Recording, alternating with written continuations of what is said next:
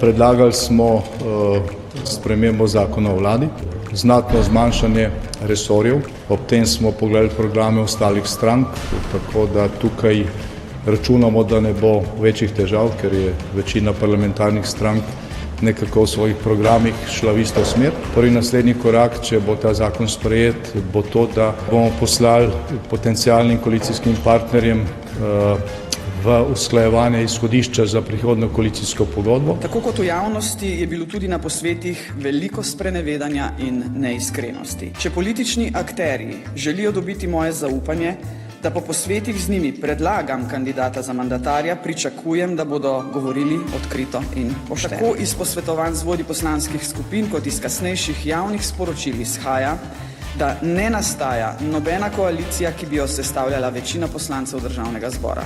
Kandidata za vodenje manjšinske vlade pa ne želim. Da je Nova Slovenija že sodelovala v manjšinski vladi. Če bi potencialno govorili o podpori 43+5, je to relativno solidna podpora, s katero bi se dalo kaj narediti. Kot Mahnič, kako blizu smo četrti vladi Janeza Janše? Zelo blizu. Vse to je to, gospod Stevanovič, kar ste pred volitvami zagovarjali, po volitvah pa besedo snedli ali pojedli. Jaz si seveda želim, da Slovenija ostane na pravi poti, da ne drugi dan po volitvah nekateri politiki menjate retoriko, menjate strani, meni preprosto se to zdi izdaja članov in voljivcev. Niti ene besede do zdaj še nismo snedli. Mi smo jasno govorili pred volitvami, da ne gremo v vlado Janeza Janše in da ne gremo v vlado Roberta Goloba in tega se absolutno držimo. Zelo težko mi moralizira o odnosu, našem odnosu do voljivcev nekdo, ki je zamenjal 8 ali več strank, obenem pa je bil imenovan za ministra, medtem ko njegova stranka sploh ni prišla v parlament. Voljivci imajo res, nažalost, vedno prav. Jaz jih srečujem kar nekaj, ki povejo, da ste snedu besedo, tudi to, da izjava, overjena izjava danes ne velja več, ker ste v parlamentu, prej pa tako niste mogli sodelovati z gospodom Janšo. Mene ravno to skrbi, ko gospa govori, da imajo nažalost voljivci vedno prav. Meni je veselje, da imajo voljivci vedno prav, obenem me pa niti ne skrbi to, kaj so nekateri pisali o meni prej, kot me skrbi to, kaj sem slišal v petek na seji od poslancev Gibanja Svoboda, glede na dejstvo, da so še dan pred tem imeli popolnoma drugačno retoriko z mano in o meni. Če kdo skrbel za bogate, pa za tajkune, je skrbela gospa Alenka Bratušek. Prva stvar, ki je naredila, ker je prišla na to ministrstvo, je odpustila gospoda Tomaža Willenparta, gospoda, ki je bil tam noter zadolžen za razpise, za projekte, za to, da se stvari odvijale tako, kot so se morale. Zakaj? Zaradi tega, ker je jasno povedal, da nek tajkun, nek gospod, ki je blizu Jankoviča, ne more izvajati nadzora, ker za to nima pogojev. Odpustila ga je, pa je blizu tam, mislim, da je bil celo nekdaj član SD-ja. Odpustila je tega gospoda, zato da lahko nastavlja svoje nesposobne kadre, ki ne delajo nič drugega, kot samo kimajo jim. Samo kimajo in sledijo temu, kar gospa reče. Zapuščina te vlade je bila videla danes pred zdravstvenim domom v Borovnici in interventni zakon predvideva ravno reševanje takih čakalnih vrst. 135 tisoč Slovencev nima osebnega zdravnika. In 200 tisoč evrov več za gospoda Brodnjaka. To pa vi. Moč ljudem, jaz bi spremenila moč. Se pravi, imate raj 200 ljudi, ki čaka pred zdravstvenim domom, kot da ima pa nekdo 200 tisoč evrov več. Ja, absolutno. Ja, absolutno. Torej, če mene vprašate, spoštovani v Gibanju Svobode, prej se jo boste znebili, lepše bo za vas. Večjo škodo, kot vam dela v teh dneh ona, vam nihče ne more delati.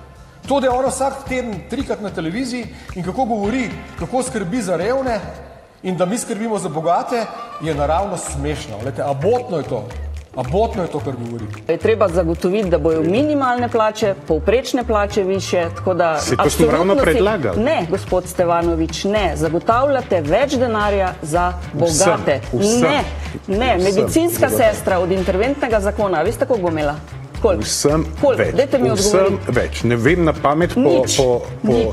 To ne drži. To drži, a vam pokažem. To drži, ker imate Imela tle bo že več napisan. zaradi tega, ker od bo DDV 7 na potrošniško košarico znižan na 5% in bomo pocenili 7500. ceno dobrin in storitev Nič. in na ta način obenem energentu in na ta način bodo imeli cenejše položnice. Gospod Bodo imeli Brodnjak. položnice cenejše, kar pomeni, da bodo imeli več. Gospod Brodnjak pa 200 tisoč evrov letno več v žepu. Pa ne vem, zakaj je zdaj gospod Brodnjak tako pomemben, jaz sem še enkrat govorim. Cenejše položnice Za vas bodo, je če ne pomemben. drugega, skrajšane čakalne vrste in ne bo 200 ljudi čakali na zdravnika v Bomo bolnišnici. še. Če se strinjate, bi Stenič vas spet povabila.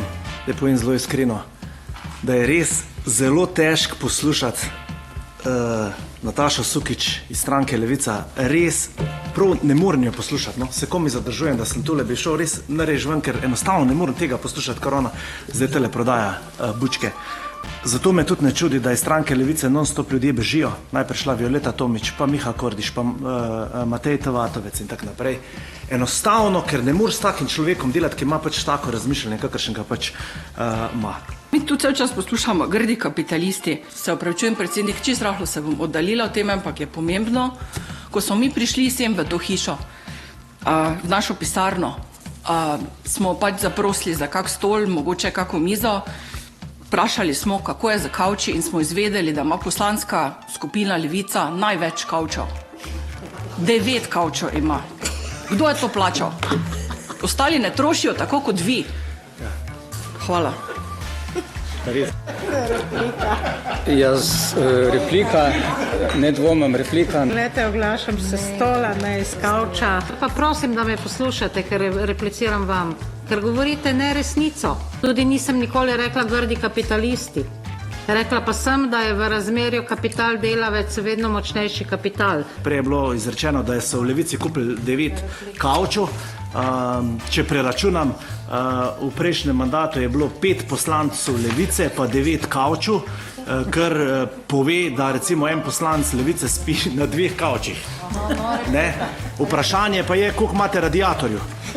Tukaj se pokažejo tisti pravi kavijar socialisti, a ne? Najprej poskrbijo zase. 9 kavčov so si lepo prvošili v svojih pisarnicah. In zato bi zaključil to razpravo v vašem stilu in sicer kavči za vse, ne le za peščico. Kje ste videla 9 ali 11 kavčev? Veste, koliko jih je? 4 so. Kar pridite si pogledati. Pridite si pogledati, koliko kavčev imamo, pa boste zračunali, ja? Ja? Oprostite, teh kavčev pač ni. Pridite si pogledati, pa jih preštejte, v redu? No, preštejte kavče, ne da spet govorite, da jaz lažem, vidva lažeta, govorite na pamet.